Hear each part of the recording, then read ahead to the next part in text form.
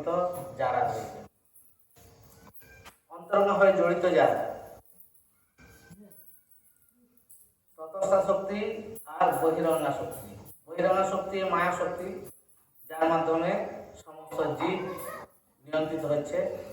এখানে মহামায়া ভগবানের সেবায় অংশগ্রহণ করে এই জগতের নিয়ন্ত্রণ করছে।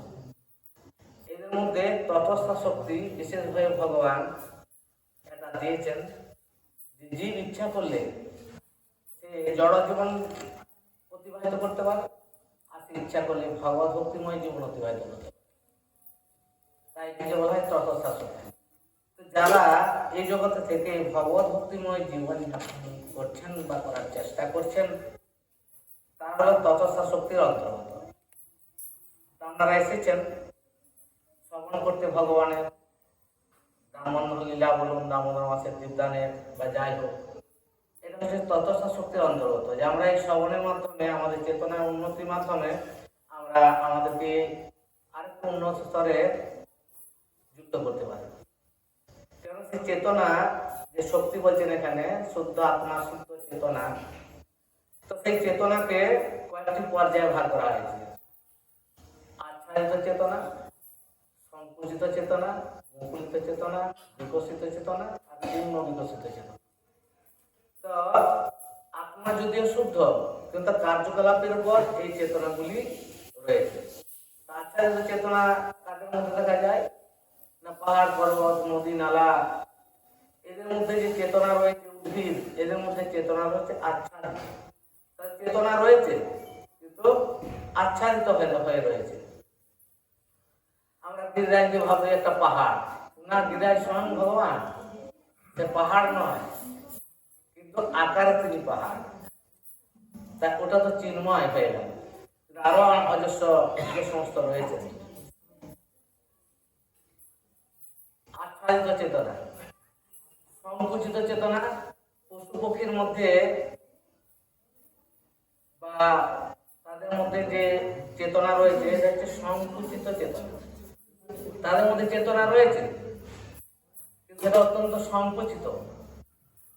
কেমন সংকুচিত না, তারা আহার নিতা ভয় মৈথুন ছাড়া কিছু জানে, এই চারটা তারা জানে। একটা বাবুই পাখি কি করে বাসা বানাবে, তার সন্তানের জন্য কোনো ট্রেনিং সেন্টার নেই, সেখান থেকে সে বাসা তৈরি করা শিখাবে, কিন্তু সে বাসা বানাতে জানে। কি চেতনা অন্তত সংকুচিত, অথবা তারা চেতনা রয়েছে, তারা বাসা বানাবে, সন্তান পালন করবে, তাদের প্রতি যেটুকু কর্তব্য সেটা করবে, বড় হলে আলাদা আলাদা হয়ে যাবে। তো সংকুচিত, সংকুচিতের পর কি বললাম, আচ্ছাদিত, সংকুচিত, আচ্ছাদিত, সংকুচিত, মুকুলিত। মানুষের মধ্যে, আমরা জীবে থেকে মানুষের মধ্যে এই চেতনা হচ্ছে মুকুলিত। তাদের মধ্যে মুকুলিত এই চেতনা যে প্রতিটি মানুষই ধর্ম করে, পাথর সেবা করে, গাছ সেবা করে, কিছু সেবা করে, কারণ তাদের মধ্যে একটা চেতনা বিকাশ দেখা যাচ্ছে। তারা ধর্মীয় একটা রীতিনীতিতে রয়েছে, কে কাকে পুজো করে, কে কাকে মানে সেটা আলাদা প্রশ্ন, কিন্তু রয়েছে। এটা হচ্ছে কি চেতনা, মুকুলিত রয়েছে তাদের মধ্যে। এদের মধ্যে যাদের চেতনা একটু বিকশিত হয়েছে, তাদেরকে বিকশিত, বিকশিত চেতনা অংশগ্রহণ কি না, এই আমরা যারা এখন জানতে চাইছি যে আমাদের এইসব কি, শাস্ত্র কি, ভগবান কি, গুরু কি, এসব যে শিক্ষা হচ্ছে, তার অন্তর্গত যারা হয়েছে তাদের চেতনা হচ্ছে বিকশিত, তারা বিকাশ লাভ করার চেষ্টা করছে। স্কুল কলেজে পড়াশোনার মতো, প্রাইমারি স্কুল হয়ে গেল, হাই স্কুল হয়ে গেল, কলেজ হয়ে গেল, ইউনিভার্সিটি হয়ে গেল, পিএইচডি কোর্সে চলে যাচ্ছে। তো যারা পিএইচডি কোর্সে চলে যাচ্ছে তারা হলো একদম পূর্ণ বিকশিত। ভগবান তো রয়েছে দেখছি, কিন্তু ভগবানকে উপাসনা করার পন্থা কি করে ভগবানকে পাওয়া যায়, তার যে ব্যবস্থাগুলো সেগুলো তারা গ্রহণ করছে। এই ধরনের মানুষের সংখ্যা খুবই নগণ্য। যারা এই স্তরে এসেছে যে হ্যাঁ ভগবান অবশ্যই রয়েছে, হ্যাঁ সৃষ্টির নিয়ন্তা রয়েছে, সৃষ্টি অবিরত রয়েছে, হ্যাঁ সে ধ্বংস হচ্ছে, অসৃষ্ট হচ্ছে, বিভিন্ন রয়েছে, এই এইভাবে যারা নিজেকে এই আত্মার শুদ্ধিকরণ বা শুদ্ধ চেতনা স্তরে উন্নীত করার জন্য চেষ্টা করছেন, তাদেরই বলা হচ্ছে বিকশিত। এবং এদের মধ্যে যারা পুরোপুরি বুঝতে পেরেছে যে না, ভগবান ছাড়া এই জীবনের অস্তিত্ব নেই বা কোনো কিছুর অস্তিত্ব নেই, যা কিছু আছে তার মধ্যে অবশ্যই ভগবান রয়েছেন। গীতায় ভগবান বলেছেন, আমি ফুল যেমন গাঁথা থাকে সুতরা দেখা যায় না, আমি প্রতিটি জীবের মধ্যে এইভাবে আছি, আমাকে কেউ দেখতে পায় না, কিন্তু আমি আছি সবকিছুর মধ্যে আছি। তাই এই চেতনা স্তরে আমাদেরকে উঠতে হবে। কিভাবে আমি কে, আমার কি পরিচয়, আমি কেন দুঃখ অনুভব করি, কেন কষ্ট অনুভব করি, কেন বিভিন্ন ধরনের তিতাব জ্বালা আমি সহ্য করছি বা তিতাব জ্বালা আমি প্রাপ্ত হচ্ছি, কে নিয়ন্ত্রণ করে, আমি সব জানতে চাই। এটাই হলো পারমার্থিক জীবনের প্রথম সূত্র, অথাত ব্রহ্ম জিজ্ঞাসা। যদি কারোর মধ্যে অথাত ব্রহ্ম জিজ্ঞাসা আসে, বেদের প্রথম সূত্র 1 নম্বর হলো অথাত ব্রহ্ম জিজ্ঞাসা। এখন শুধু প্রশ্ন হলো আমি কে, কি আমার কর্তব্য, আমার কি করা উচিত, এই সম্বন্ধে জ্ঞান লাভ করা। এটা হচ্ছে বিকশিত স্তরে, যে আমি বিকাশ করতে চাই। আর পূর্ণ বিকশিত মানে তার সমাধান হয়ে গেছে যখন ভজা মনোযোগ করে মুখে বলো, এখন কৃষ্ণের ভজনা করো আর তার নাম কীর্তন করো। এটাই হলো আমার জীবনের মূল উদ্দেশ্য। এখানে দোতলা চারতলা বাড়ি বানানোর কোনো দরকার নেই, আর স্বর্ণের মালিক হওয়ারও দরকার নেই। শুধু আমার দরকার শিহরির ভজনা করা। এটাই হলো পূর্ণ বিকশিত। সেই ধরনের ব্যক্তিরা আসলে তার উপাসনার মাধ্যমে এই ভগবানের শক্তি দ্বারা প্রভাবিত হয়েছেন। কেন এত মানতে যাচ্ছি বা তার কথা কেন শুনতে যাচ্ছি না, তিনি ভগবানের শক্তি দ্বারা প্রভাবিত হয়ে এই জগতে এই ভাবধারাকে প্রকাশিত করেছেন। এটি ভগবানের স্বয়ং ইচ্ছা। তিনি কারোর মধ্য দিয়ে যখন প্রভাবিত হন, তখন তার যে আসার উদ্দেশ্য, তিনি কেন এই জীবের জন্য দুঃখ কষ্ট অনুভব করেন, তাদের মুক্তির উপায় বের করার চেষ্টা করেন, কিভাবে এই জীবকে মুক্তি এরা লাভ করবে। এরা এই মায়াবদ্ধ জীব নানাভাবে দুঃখ কষ্ট পাচ্ছে, তারা দুঃখ কষ্ট পাওয়ার পরও দুঃখ থেকে নিবৃত্তি লাভ করতে পারছে না। এই সঙ্গে ভগবান তার কিছু শুদ্ধ ভক্তের মাধ্যমে এই জগতের এই প্রভাব বিস্তারটা করেন। তাই তিনি এই প্রভাবিত হচ্ছেন বা আমাদেরকে প্রভাবিত করছেন, তিনি যে ভক্তের দ্বারা প্রেরিত দূত, এটা বুঝতে অসুবিধা নেই। কারণ সেই আত্মা অত্যন্ত উচ্চ স্তরে। বিভিন্ন ধরনের আত্মা, কিভাবে আত্মাগুলো বিশ্লেষণ করা হয়, ওই যে ভোগাত্মা, যোগাত্মা, মহাত্মা, পাপাত্মা আছে, শব্দগুলো আমরা শুনেছি। ভোগাত্মা, দুরাত্মা, পাপাত্মা, মহাত্মা। এই আত্মার কোয়ালিটি কেন এরকম হয়েছে? আত্মা তো শুদ্ধ বলছেন এখানে, শুদ্ধ আত্মা, শুদ্ধ চেতনা। চেতনা কলুষিত হলো কিভাবে? আর আত্মা তার স্বরূপ কি করে বিস্মিত হয়ে গেল? নিশ্চয়ই চিন্তার বিষয় তো, যে শুদ্ধ আত্মা কি করে বিকশিত ভূমিত হয়ে গেল, আর শুদ্ধ চেতনা কিভাবে জীবে লুপ্ত হয়ে গেল, এর কারণটা কি?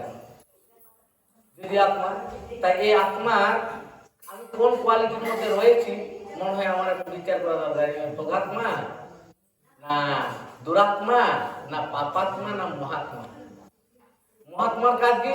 সর্বজীবের কল্যাণ।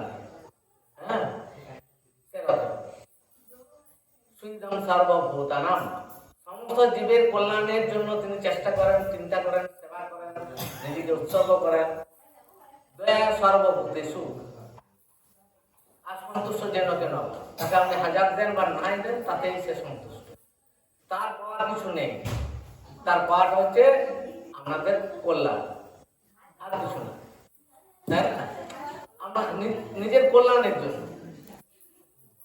তাই ভোগাত্মা যারা ভোগকে বেশি, ভোগের প্রতি আসক্ত, তারা অন্য কোনো কিছুর প্রতি আসক্ত নয়। আর দুরাত্মার মানে বুঝতে পারছেন, দৌড়াতি করে বেড়াবে, সমাজে শুধু উচ্ছৃঙ্খল, মানুষের সামাজিক জীবন শান্তি নষ্ট করে দেবে। এখন যখন তাদের বোম ফুটে যে আমরা কি করবো, বসে থাকবো, সব চঞ্চল হয়ে যাবো। ফুটিয়ে দিয়ে পালিয়ে গেছে। কাজ কি হলো?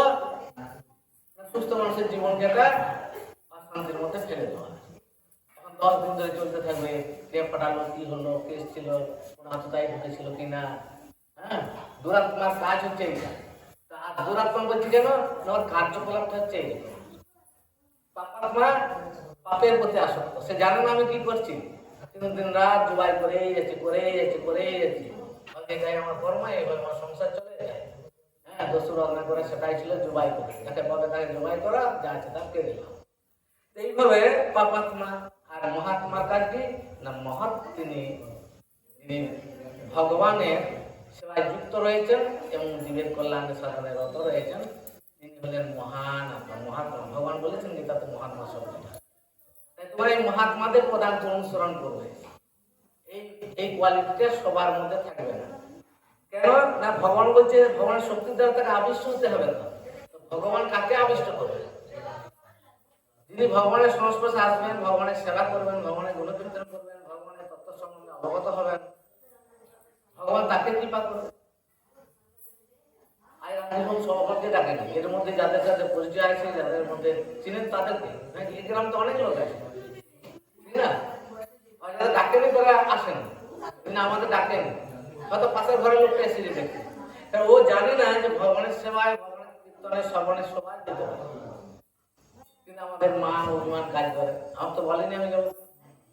আরে ভগবানের সেবায় সবার অধিকার আছে, ভগবানের কীর্তন শ্রবণ করা, কীর্তন করা, তার সেবা করার অধিকার সবার আছে, মানুষ মাত্রেরই আছে। তা আমাদের কিছু জটিলতা আছে, যার জন্য আমরা সেগুলোকে কাটিয়ে উঠতে পারি না। এই জটিলতা কোথা থেকে আসে? কারণ কি? হ্যাঁ, বলছে পড়ছি।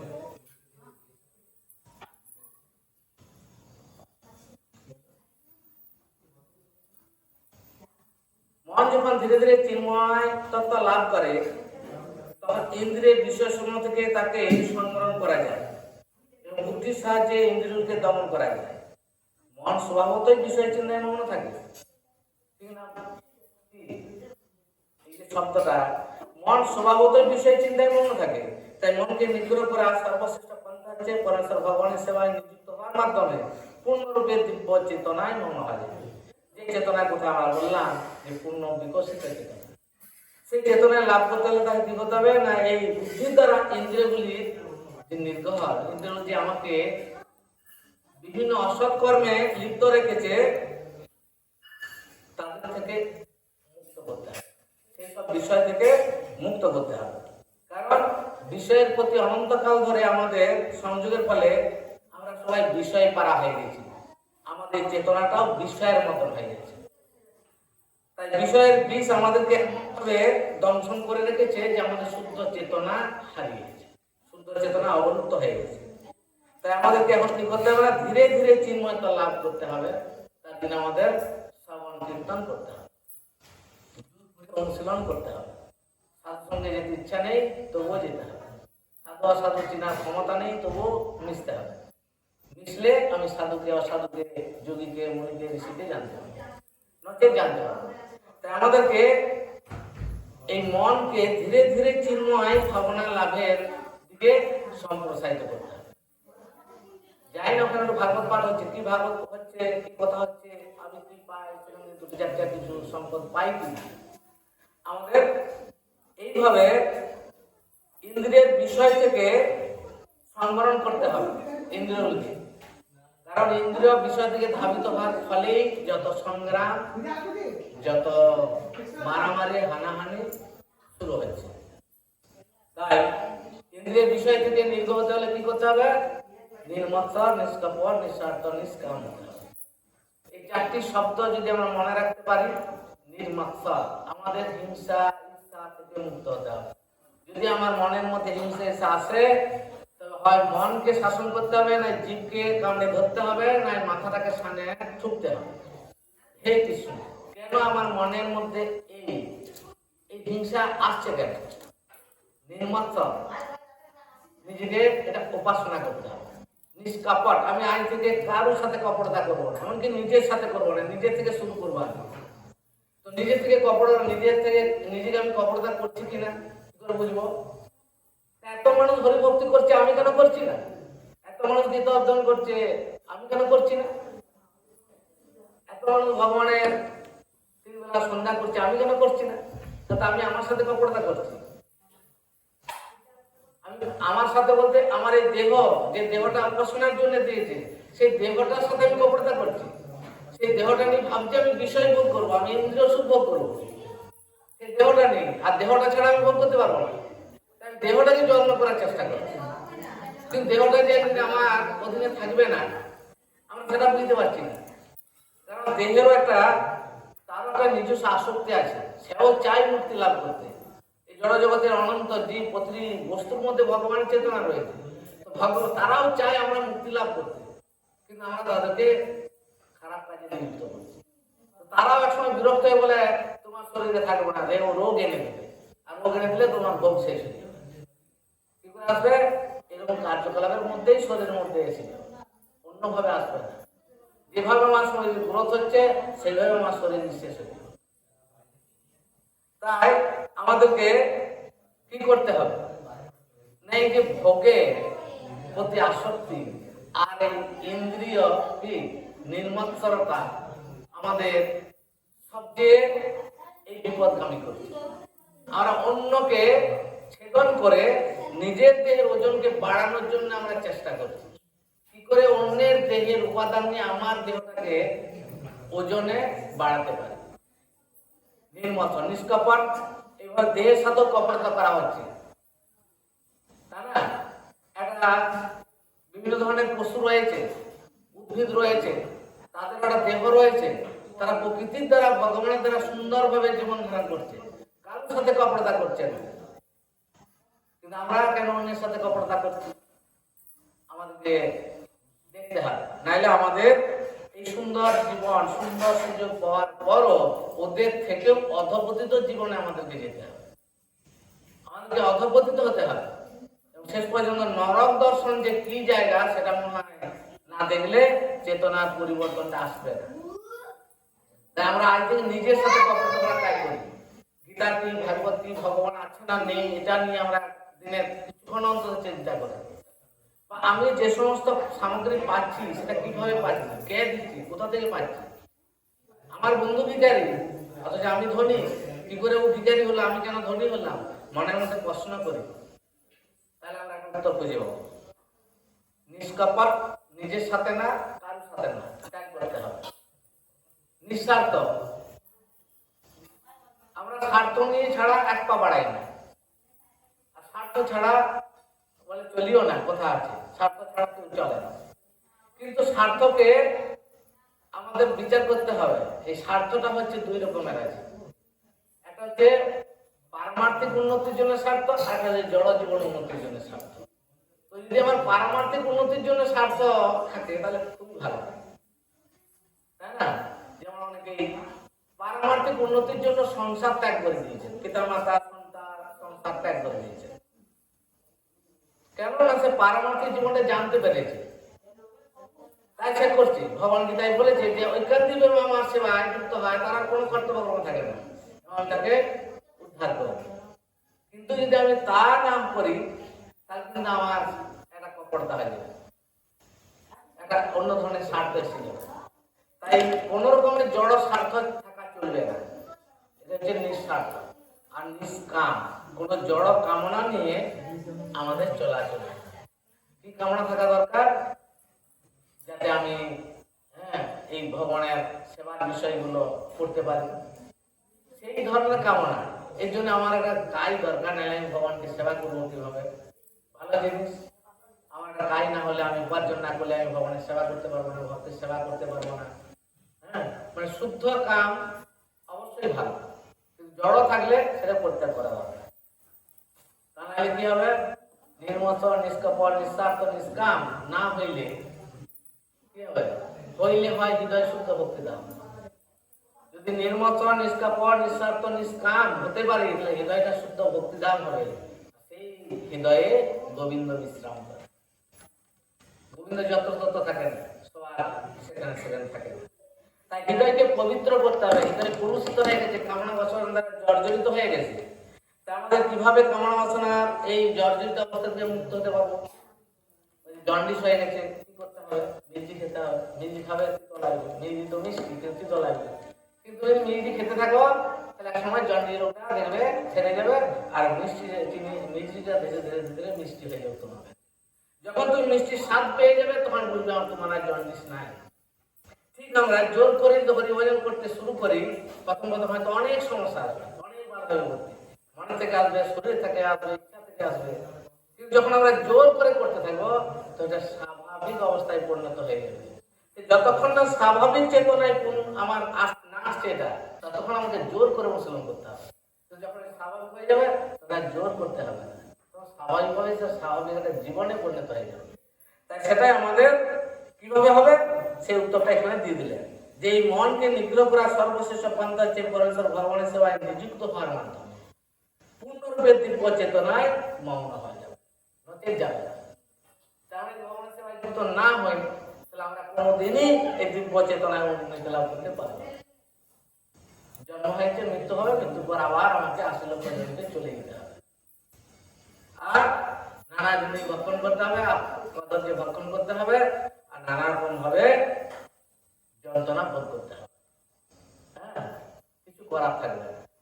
তাই ভগবান বলে যে জাতশ্রী ধ্রুবম মৃত্যু ধ্রুবম যেমন মৃত্যু তসমাৎ অপরিহার্য না সচিত মহর্ষি।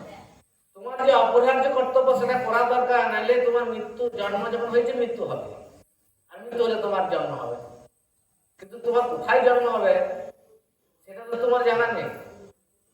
তাই আমি তোমাকে অপরিহার্য কর্তব্য পালন করতে বলেছি। সেই অপরিহার্য কর্তব্যটা কি না, পরমেশ্বর ভগবানের সেবায় নিযুক্ত হওয়াটা হলো অপরিহার্য কর্তব্য, যেটা পশু শরীরে হবে না, পাখি শরীরে হবে না, উদ্ভিদ শরীরে হবে না, সেটার মতো মনুষ্য শরীরেই হবে, এমনকি দেবতাদের শরীর পেলেও হবে না। কারণ এই ভগবান দামোদর লীলা করছে না, দেবতার আকাশ থেকে দর্শন করছে মা ছেলে কিভাবে লীলা করছে। তারাও মনে করছে এই সময় ধরাতে জন্ম করতে পারতাম তাহলে তো কৃষ্ণের সাথে একটু সংঘর্ষ করতে পারতাম, কিন্তু আমি কি করে যাবো? আমি তো স্বর্গে বাসিন্দা, আমি যেতে পারবো না। হ্যাঁ, তারা আফসোস করছে, কারণ সেখানে ওইভাবে ভগবানকে পাওয়া যাবে না। তাই একমাত্র মনুষ্য, তাই গীতায় ভগবান বলে দিলেন তোমার এখন কর্তব্য কি, তা তো ভগবান এছাড়া কোনো নয়। ঘর হলো না, বাড়ি হলো, সোনা হলো না, দানা হলো, কিছু লাভ নেই। বেকার আছো না, শিক্ষিত আছো, কোনটাই মূল্যহীন নয়। মূল্যহীন সব যদি হরির ভজনা না করে। সর্বশ্রেষ্ঠ জ্ঞান হলো সে হরিকে জানা। যদি তুমি জানতে পেরেছ যে এই জীবনটা ভগবানের জন্য, তাহলে তোমাকে পণ্ডিত কেউ নেই। সর্বশাস্ত্র পড়ে যে সিদ্ধান্ত আসবে, চার বেদ অধ্যয়ন করে যে সিদ্ধান্ত আসবে, যখন সেই সিদ্ধান্ত বলছে যে না আমার শ্রী হরির ভজনা করা হচ্ছে, তোমার থেকে বিজ্ঞ আর কেউ নেই। মহাপুর লীলায় দক্ষিণ ভারতে একজন এরকম ব্রাহ্মণ ছিলেন, এরা মন্দিরে যেতেন আর গীতাটা নিয়ে শুধু কাঁদতেন। হ্যাঁ, আর মানুষ বলে দেখো পাগল, কেমন পড়তে জানে না, কিছুই না, গীতাটা দেখে শুধু এইরকম। তো ঘুরতে ঘুরতে মহাপুজন চলে গেছেন, তারা এরকম নালিশ করছে। তো মহাপুর গেলেন দেখতে কি ব্যাপারটা, দেখছেন হ্যাঁ গীতা বইটা নিয়ে উনি শুধু কাঁদছেন। হ্যাঁ, আর তার পড়ার ক্ষমতা নেই। তো তুমি কি পাও এই গীতাটা নিয়ে? বলছে না, গীতাটা নিয়ে কি পাই, আমি শুধু গীতাটা দেখছি যে অর্জুন রথে বসে রয়েছে আর ভগবান সারথি হয়েছে। এই দৃশ্যটা দেখে আমার শুধু মনে হয় এই হলো ভগবান। হ্যাঁ, আর তাই কাঁদি, তাই প্রার্থনা করি, হ্যাঁ, যে আমি তার এইভাবে তাকে স্মরণ করতে পারি, তাকে প্রণাম করতে পারি, তার চিন্তায় থাকতে পারি। মহাপ্রভু বলছে তোমারই গীতা পাঠ করা থাকবে, গীতা জানেই না। তাই ভগবানকে পেতে যে অনেক জ্ঞান বুদ্ধি দরকার আছে তা নেই, শুধুমাত্র নিজের মনটাকে কৃষ্ণ সেবার। তাই এখানে মনের উপরে গুরুত্ব দিচ্ছেন এই শুরুটা। মন যখন ধীরে ধীরে চিন্ময় চেতনা লাভের জন্য উৎসুক হবে, তাই মনটা জড় নয়। হ্যাঁ, আর জড় পদার্থই মন নয়, কিন্তু মন আমাদের চিন্তার দ্বারা কলুষিত হয়ে গেছে, বিষয় বাসনার দ্বারা কলুষিত হয়ে গেছে, আর দেহটা বিষয় ভোগের দ্বারা কলুষিত হয়ে গেছে। দুটাকে মুক্ত করতে হবে। হ্যাঁ, তাই কি করতে হবে? বাচ্য বেগম, বাক্যের বেগকে রোধ করতে হবে। ক্রোধ বেগম, জিহ্বা বেগম, উদর উপস্থ বেগম, সব বেগকে জয় করার চেষ্টা না করি আমরা পরম তত্ত্ব সম্বন্ধে কিছুই জানতে পারবো না। বাচ্য বেগম, মানুষ ক্রোধ বেগম, জিহ্বা বেগম, উদর উপস্থ বেগম, বেগম যদি আমরা অনুশীলন করতে পারি তাহলে আমাদের চেতনা কি হবে, ধীরে ধীরে শুদ্ধ স্তরে আসবে। আমাদের অত্যাহার প্রয়াস প্রজন্ম নিয়মাগ্রহ যেন সমস্ত লোলঞ্চ সড়াই ভক্তি বিনশ। এই ভক্তি আমাদের ছিল কিন্তু নাশ হয়ে গেছে কিভাবে, অত্যাহারের ফলে। অল্প টাকায় সন্তুষ্ট নয়, অল্প খাবারে সন্তুষ্ট নয়, অল্প পোশাকে সন্তুষ্ট নয়, এখন আবার অল্প ঘরেও সন্তুষ্ট নয়। দীঘায় একটা থাকবে, পুরীতে একটা থাকবে, এখানে একটা থাকবে, দিল্লি একটা থাকবে, মানুষের এই পরিকল্পনা। হ্যাঁ, তবে যে এই অত্যাহারটাকে বন্ধ করতে হবে। কোনো কিছুতে সন্তুষ্ট নয়, প্রকল্প এটা হয়েছে তো ওটা, ওটা হয়েছে তো ওইটা, এই পাড়ার গল্প পাড়ায়, ও পাড়ার ওর বউয়ের কি হলো, ওর ছেলের কি হলো, ওর যে জেলে গিয়ে কি হলো, আমাদের কি চিন্তা, এই আর কি। এই প্রকল্প করতে করতে আমাদের জীবনটাই শেষ হয়ে গেছে। এগুলো বাদ দাও, এগুলো কোনো কাজে লাগে না সমাজে, জীবন ধারণে। অত্যাহার প্রয়াস প্রকল্প নিয়মাগ্রহ, নিয়মগুলি করবো। চাতুর্মাস তাহলে ছড়া খাওয়া যাবে না, এই খাওয়া যাবে না, ওই খাওয়া যাবে না, কেন খাবো না, উদ্দেশ্য কি আমার জানা দরকার। শুধু নিয়মগুলি পালনের প্রতি আগ্রহ। বাবা একবেলা উপবাস আছে না পাঞ্জিতে, হ্যাঁ আছে, তাহলে এগুলো খাবো না। কেন খাবে না, খেলে কি হবে, না খেলে কি হবে, তোমার তো কারণটা জানা দরকার, তাই না? খেতে নিষেধ করা হচ্ছে যাতে তুমি আর একটু 100 লোকে 200 জব করতে পারো। তোমার রান্না করতে হবে না আমার। হ্যাঁ, তুমি এখন অনেক সময় পাবে, হ্যাঁ, বই পড়ো, জব করো, কীর্তন করো, এইসব করো। তাই একবেলা উপোস করা আছে, আর যার বার আছে তার সম্বন্ধে জ্ঞান লাভ করো। হ্যাঁ, এই দুদিন বাদে গেল, হ্যাঁ, এই গৌরকিশোর দাস মহারাজ হলো, তো তার নিয়ে চিন্তা ভাবনা করা। তিনি এত বড় সাধক ছিলেন, এত বড় গুরু পদ প্রাপ্ত হয়েছেন, অথচ লেখাপড়ায় ছিলেন বলতে কপাল কাটা। হ্যাঁ, অথচ তিনি এত উচ্চ স্তরের একজন সাধু, ঠিক না? তার সম্বন্ধে, তার জীবন সম্বন্ধে জানি যে তিনি কিভাবে এত মহান ভক্ত হলেন। এর কারণ কি, তিনি ছিলেন একজন ব্যবসাদার, ধান চালের ব্যবসা করতেন, তাই না? হঠাৎ স্ত্রী বিয়োগ হয়ে গেল, আর তিনি বললেন আর ব্যবসা করার দরকার নেই, আর কিছু দরকার নেই, এখন কি করা দরকার, শিবের ভজন করা দরকার। চলো বেরিয়ে পড়ো, যা যুগের তাই খাও, না পাও করতে তো শ্মশানে কাপড় ফেলে দেয়, সেটাই করো। হ্যাঁ, হাড়ি ফেলে দেয়, তাতেই চাল বিনিয়ে খাও, কোনো চিন্তা নেই। আমার চিন্তা ছিল এতক্ষণ, বিষয় ছিল তাই আসক্তি ছিল, বিষয় নেই আসক্তি নেই। দেখুন একজন এত উচ্চ স্তরের সাধনা আমার করতে গেলে ওনার চরণ দিন বন্দনা করতে হবে। হ্যাঁ, তার এত বড় শ্রেষ্ঠ সন্তান সরস্বতী ঠাকুর, শিষ্য সন্তান, বুঝতে পারছেন? যিনি তৎকালীন ভক্তিবিনোদ ঠাকুর ব্যারিস্টারের ছেলে, কত শিক্ষিত, আর গুরু হলো কেমন শিক্ষিত ছিলেন, মূর্খ গুরু। হ্যাঁ, ভক্তিবিনোদ ঠাকুর চিন্তা করলেন, হ্যাঁ এটাই হলো আমার ছেলের শিক্ষার অহংকার। পরে শিক্ষার অহংকার তখনই যাবে যখন তার গুরু মুখের কথাগুলো শুনবে না, যেটা মূর্খ গুরু তার কথাগুলো আমাদের ডায়েরি গুলো দেখতে হবে, গীতা ভাগবত করতে হবে, তার ভাষাগুলো জানতে, তাই না? কেমন মূর্খ ছিলেন না, আধ্যাত্মিক তত্ত্ব অত্যন্ত উন্নত ছিলেন, কিন্তু জাগতিক ভাবে তিনি ছিলেন অনেক। তাই এটি মানুষের বিচার হয় না, মানুষের বিচার হয় আত্মা শুদ্ধতার মতো, তার মনের স্থিতি অনুযায়ী, তার মন কোথায় বিচরণ করে, তার চিন্তা কোথায় বিচরণ করে। এটা দিয়ে একজন ব্যক্তিকে অনুসন্ধান করা যায়। এটাই ভগবান আগে বললেন, তিনি যার প্রতি কৃপা করেছেন, কৃপা কি করে করছেন না, তার এই সেবার মাধ্যমে। তাই আমাদেরকে এই যে নিয়ম আগ্রহ হলে হবে না, নিয়মগুলি করার প্রতি অবশ্যই আগ্রহ দরকার, নাহলে নিয়মগুলি অনাগ্রহ হয়ে যাচ্ছে। নিয়ম করছি কিন্তু অনাগ্রহ, একবেলা উপোস হলো, একদিন উপোস হলো, আর চোখ মুড়ে ঢুকে গেল, পরের দিন আবার খেয়ে চোখ খুলে কোনো চিন্তা, ঠিক না? এই হচ্ছে আমাদের উপাসনা করা।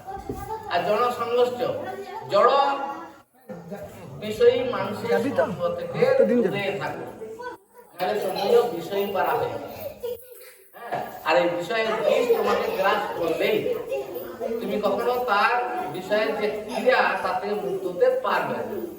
তাই বলে দিল অত্যাহার প্রাণ প্রয়োজন নিয়মাগ্রহ জনসংঘর্ষ লোভঞ্চ, যারা জাগতিক সমস্ত প্রকারের লোভ করতে পারে শরীর বস্তুজন্য শক্তি, এই 6 প্রকার কাজে যুক্ত থাকো, তোমার চেতনা কলুষিত হয়ে তোমার থাকবে। কি করলে এই ভক্তি হবে না, উৎসাহ, নিশ্চয়। এই উৎসাহ সামনে বছর যদি আসি আর আমি যদি না ডাকে আর আপনি যদি বাতাসও খবর পান যে ওইখানে আজকে কীর্তন হবে, আমি যেন সেই ফুলের ভ্রমর মধুর মতো ভ্রমরের মতো যেন ছুটে আসি। ডাকে কি ভ্রমরকে যে আমার এসব মধু আছে কোঠরে, তুমি এসে নিয়ে যাও। ভ্রমর কি করে? ঘুরে ঘুরে মধু সংগ্রহ করে। তা আপনাকে ঘুরে ঘুরে ভাগবত কথা সংগ্রহ করতে হবে, তার জন্য লালায়িত হতে হবে, আর যেখানে হচ্ছে সেখানে গিয়ে উপস্থিত হতে হবে, শ্রবণ করতে হবে কান দিয়ে, আর হৃদয়ের মধ্যে ধারণ করতে হবে ভগবানের সেই অপূর্ব মহিমান্বিত তত্ত্ব। তাই উৎসাহ নিশ্চয় ধৈর্য তত্ত্বকর্ম প্রবর্তনা উৎসাহের সাথে করতে হবে। নিশ্চয় একদম দৃঢ় সংকল্প হয়ে মরি বাঁচি এটাই করবো, আর অন্য কিছু করবো না। নিশ্চয় একদম দৃঢ় সংকল্প হতো, এটা বলে নিশ্চয় বলা হয়। ধৈর্য, এর জন্য আমাকে ধৈর্য ধারণ করতে হবে। অনেক পরীক্ষা আসবে, অনেক রকমের ছলনা চাপড়া বিভিন্ন রকম আসবে, প্রকৃতির দ্বারা আসবে, ভগবানের দ্বারা আসবে, যদি আমার গুরু থাকে গুরুর দ্বারা আসবে। প্রত্যেকে আমাকে পরীক্ষা করবে আমি যোগ্য কিনা।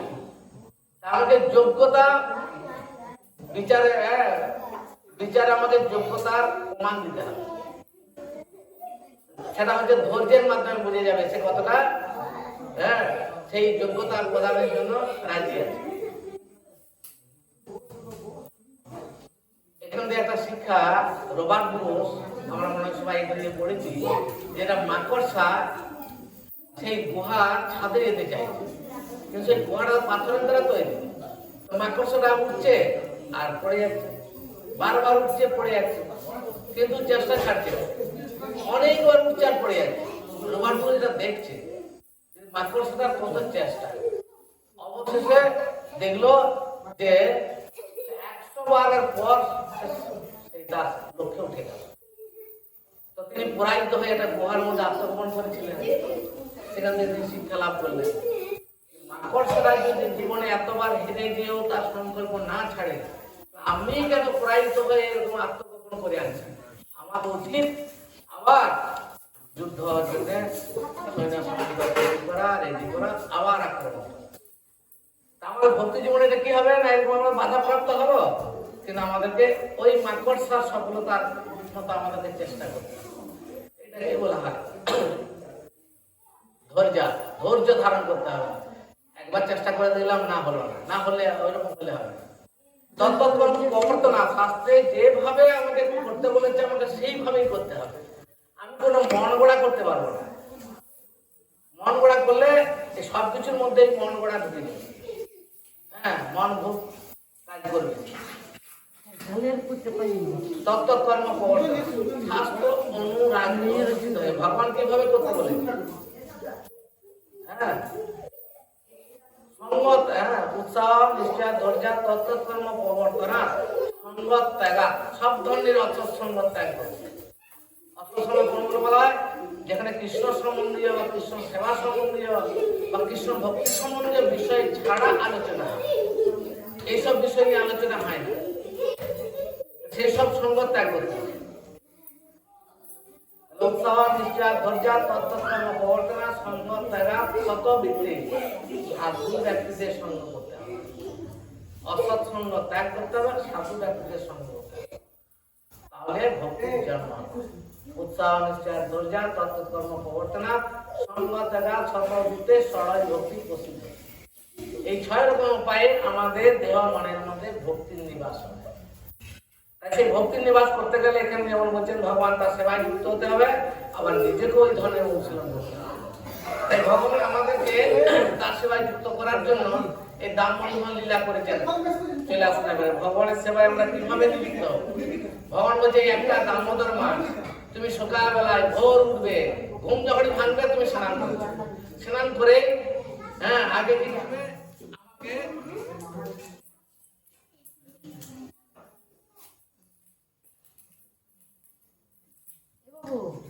আমাকে আমার সোয়ারি লাগে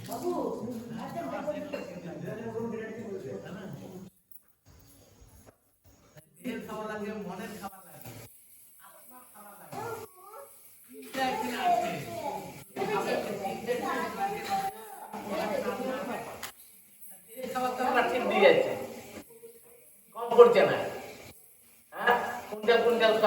দিন ছাপা হয়ে যাচ্ছে। এক কুমড়ো, হ্যাঁ, একটা লরিতে কুমড়ো ঢুকলো এসে কাল আবার একটা গাড়ি ঢুকলো, হ্যাঁ, আর গুলো বাকিগুলো বুঝে নেন, সবই ঢুকছেই হবে।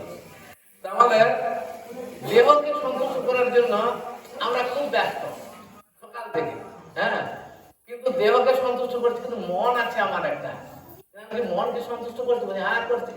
মন বলছিল একটা আইফোন কি ফোন বলে 1,00,000 টাকা দাম, হ্যাঁ, এইসব গাড়ি যখন ঘুরঘুরি কানে তালা লাগিয়ে দিচ্ছে, আর আমরা 3 কোটি টাকার গাড়িতে ভটভট করে দৌড়তে পড়ছি, হ্যাঁ, ওইটাই চাই, হ্যাঁ, আর লোকের কানে পর্দা ফেটে যাচ্ছে, ঠিক না? আর ওই 3 লাখ টাকায় কিনেছি, আওয়াজ না হলে মানুষ বুঝবে কি করে? আমাদের কেমন হয়ে যাচ্ছে, মন চাই তো ওইটা, আমি ওইটাই চাই, হ্যাঁ, অন্য কোনো গাড়ি নিলে হবে না। তো মনের আমরা এরকম ভাবে তার করছি। আর কি আত্মা, কিন্তু এখন বুঝতে হবে আহার শুদ্ধ হলে সত্য শুদ্ধি হবে। তোমার এই দেহটা গুণের হবে। প্রকৃতিতে 3 রকম গুণ, সত্য রজতম, এই 3 রকম গুণ প্রভাব এই দেহের মাধ্যমে হয়, কিভাবে না আহার থেকে আসে। আহার শুদ্ধ, সত্য শুদ্ধি। যদি সত্য মানে গুণকে শুদ্ধ করতে যাও, তো আহারকে শুদ্ধ করো। সত্য শুদ্ধ হলে ধ্রুব স্মৃতি, তখন তোমার এই ধ্রুব মানে ভগবানের কথাটা মনে পড়বে, শুনতে মনে পড়বে, বলতে মনে পড়বে, সঙ্গ করতে মনে পড়বে। ধ্রুব স্মৃতি আর নীতি লম্বে, যখন তুমি এটা সবকে জেনে যাবে বিপ্র মোক্ষ, তখন তোমার শুধু মুক্তি। তখন আর কেউ তোমাকে বেঁধে রাখতে পারবে না। মানে জড়জাগতিক কাম, ক্রোধ, লোভ, মদ, মোহ, মাৎসর্য তোমাকে আর বেঁধে রাখতে পারবে না। হ্যাঁ, তুমি সদাই মুক্ত, জীবিত থাকলেও মুক্ত, মৃত্যু হলেও মুক্ত। মৃত্যু তো তোমার হচ্ছে না, আত্মা তো মৃত্যু হয় না, আর তোমার মুক্তি। এই জায়গাতে আমাদের আহার শুদ্ধ, সত্য সিদ্ধি, সত্য শুদ্ধ, ধ্রুব স্মৃতি, মিথিলাভে, সত্য গ্রন্থি না বিপ্রমুক্ত। আমার সমস্ত গ্রন্থিগুলি এরকম মুক্তি হতে হবে, নাইলে হবে না। আমাদের দেহের মধ্যে 3টা দেহ রয়েছে, কিন্তু আমরা 3টা দেহের একটাকে পালন করছি কি না, দেহ যা চাই দিচ্ছি, মন যা চাই দিচ্ছি, কিন্তু আত্মার সম্বন্ধে আমরা উদাসীন।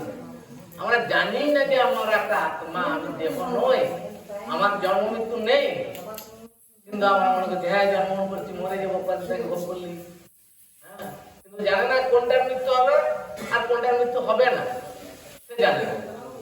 তাই আমাদেরকে এই দেহ সুখের প্রতি আস্বাদিত হতে হবে না, মনের প্রতি দৌড়তে হবে না।